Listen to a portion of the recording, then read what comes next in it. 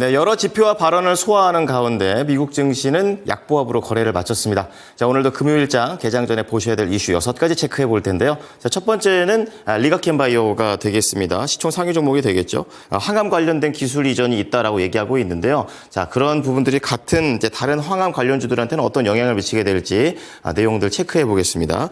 자, 그런 가운데 요즘 참 경영권 분쟁과 관련된 내용들이 많이 나오고 있습니다. 그 중에서도 원조라고도 할 수 있겠는데요. 고려아연의 공개 매수 내일 쪽으로 임박하고 있습니다. 얼마만큼 인상이 될지 체크해 보고요.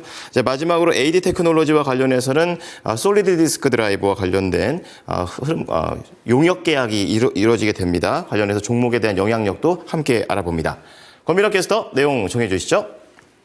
네, 금요일 오늘장에 영향을 줄 수 있는 뉴스들 짚어보겠습니다. 6가지 헤드라인으로 정리해 보시죠. 삼성전자가 어제 오만전자로 밀려났고 SK하이닉스는 불기둥을 뽑았습니다. 리가켄바이오가 일본 제약사와 ADC 기술 이전 계약을 체결했습니다.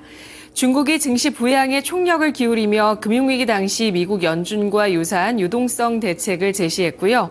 영풍정밀이 불성실 공시법인 지정 예고됐습니다. 현대위아가 공작기계 매각 우선 협상 대상자의 스맥을 선정했습니다. AD 테크놀로지가 121억 원 규모 SSD 컨트롤러 설계 용역 계약을 맺었습니다. 먼저 반도체주 소식부터 살펴보겠습니다.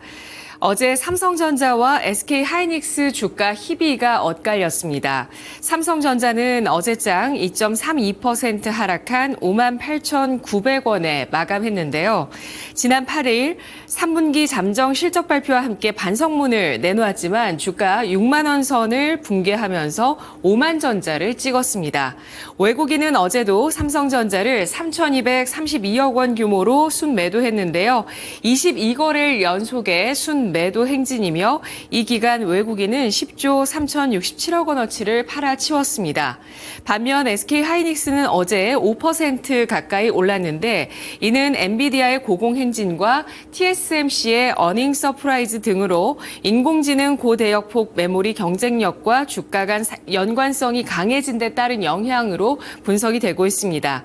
삼성전자는 엔비디아의 HBM 칩을 여전히 납품하지 못하고 있어 주가 발목이 잡히고 있는데요. 지난달 메모리 반도체 업황에 대해서 부정적인 리포트를 냈던 모건 스탠리는 추가적인 보고서를 최근 내면서 삼성전자가 엔비디아 납품에 성공하더라도 HBM 가격 하락과 공급 과잉이 발생할 것이라면서 납품에 실패하면 범용 디램에 더욱 의존할 수밖에 없어서 이래저래 수익성이 제한될 것이라고 전망을 했습니다.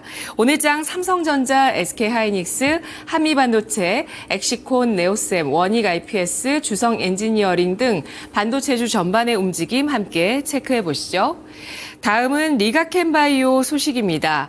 리가켄바이오가 일본 오노약품과 항체약물 접합체 ADC 기술 이전 계약 2건을 체결했다고 어제 밝혔습니다. 리가켄바이오는 고령암을 대상으로 하는 비임상 단계 ADC인 LCB97에 대한 라이선스 계약과 자체 개발한 ADC 플랫폼을 이용한 ADC 후보물질 발굴 및 개발에 대한 공동연구 기술 이전 계약을 오노약품과 체결했습니다. ADC는 항체와 약물이 링커라는 연결 물질을 통해 화학적으로 결합한 형태의 항암제로 목표로 하는 암세포만 공격하는 특성이 있습니다. 이번 계약에 따라 오노약품은 LCB97과 관련해 고령암을 대상으로 한 글로벌 개발, 상업화에 대한 독점 권리를 확보했고요. 오노약품은 리가켄바이오의 최대 7억 달러, 우리 돈으로 약 9,435억 원 규모의 선급금, 마일스톤 등을 지급할 예정이며 상업화 이후 순매출액에 따른 로열티도 별도로 지급합니다. 리가켄바이오의 주가는 어제장 이 소식에 따라서 9.5%까지 뛰어올랐었는데요. 지난해 4월 4만 원 아래에서부터 지금까지 3배가량 주가가 상승하면서 우상향 기조를 그려가고 있습니다. 어제 종가는 12만 3,300원을 기록했습니다. 다음은 중국 부양책 소식입니다. 중국이 증시 부양을 위해 글로벌 금융위기 때 미국 연준이 내놓은 유동성 공급책과 유사한 대책을 어제 발표했습니다. 중국 인민은행은 자본시장의 안정적 발전을 위해 증권, 펀드, 보험회사 스와프 기구를 설립하기로 했다고 밝혔는데요. 보도에 따르면 금융기관들은 이 프로그램 개설에 따라 상하이 선진 증시 시가총액 상위 300개 종목으로 구성된 CSI 300 편입 주식과 기타 자산을 담보로 제공을 해 인민은행의 국채, 어음 등 우량 유동성 자산을 교환할 수 있도록 하게 했습니다. 초기 운영 규모는 5천억 위안 약 95조 원이며 상황에 따라서 규모는 확대될 수도 있습니다. 전문가들은 이번 조치가 비은행 금융기관의 유동성 지원을 제공하도록 설계됐으며 주식시장의 신뢰를 높이는 데 도움이 될 것이라면서 다만 얼마나 많은 금융기관이 참여할지가 변수라고 지적했습니다. 아모레퍼시픽, LG생활건강, 코스맥스, 한국콜마, 애경산업, 롯데케미칼, 헝성그룹 같은 중국 관련주, 화장품, 화학주, 국내 상장 중국 기업 오늘장도 주가 체크해 보시죠. 다음은 영풍정밀 고려아연 소식입니다. 한국거래소가 어제 최대 주주 변경을 수반하는 주식담보 제공 계약의 체결 사실을 지연 공시한 영풍정밀에 대해 불성실 공시법인 지정을 예고했습니다. 거래소는 추후 상장공시위원회 심의를 거쳐 불성실 공시법인 지정 여부와 부가 벌점 등을 결정할 방침인데요. 불성실 공시법인 지정 여부 결정 시한은 다음 달 4일까지입니다. 한편 고려아연은 오늘 이사회를 열고 고려아연의 공개 매수 가격 상향 조정 여부에 대해서 결정합니다. 업계에 따르면 고려아연은 오늘 오전 8시 이사회를 개최한다고 이사진에게 통보했는데요. 이복현 금융감독원장의 경고성 발언과 과열 경쟁 우려 여론에도 불구하고 고려아연이 이사회를 소집해서 공개 매수 가격 인상 여부를 결정할지 여부 오늘 주목이 되고 있는데요. 오늘장 관련해서 고려아연과 영풍정밀, 영풍의 주가가 어떻게 움직일지 방향성 체크해 보시죠. 다음은 현대위아 소식입니다. 현대위아가 공작기계 사업부 매각 우선 협상 대상자로 사모펀드 릴슨 프라이빗 에쿼티와 공작기계 산업용 로봇 제조업체 스맥을 선정했습니다.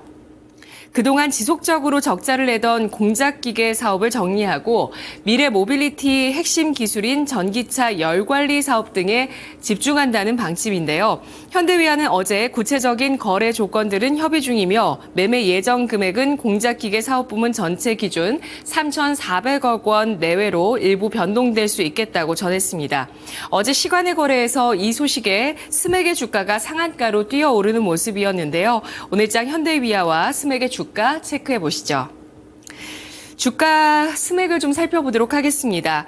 스맥의 주가를 보시면 지난해 6월부터 석 달 동안 주가가 3배 정도의 상승을 보이면서 강세를 보였었는데요. 이후에 하락세로 접어든 뒤에 하락 추세를 이어오다가 최근 바닥을 다져 나가는 모습이었습니다. 2,580원에서 저점을 찍고 반등을 했다가 다시 이 선을 테스트를 했고요. 이후에 다시 반등을 보여주는 모습을 기록했는데요. 어제 종가는 3,090원에 마감됐습니다. 마지막으로 AD 테크놀로지 수주 소식 살펴보겠습니다. AD 테크놀로지는 삼성전자와 121억 675만 원 규모의 메모리 SSD 컨트롤러 설계 용역 계약을 체결했다고 어제 공시했습니다.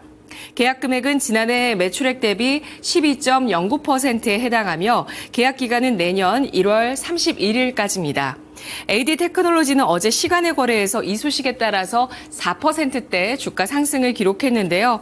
오늘장 AD 테크놀로지 이 같은 상승 흐름을 이어갈지 함께 점검해 보도록 하겠습니다. 지금까지 6가지 모닝 뉴스 살펴봤습니다.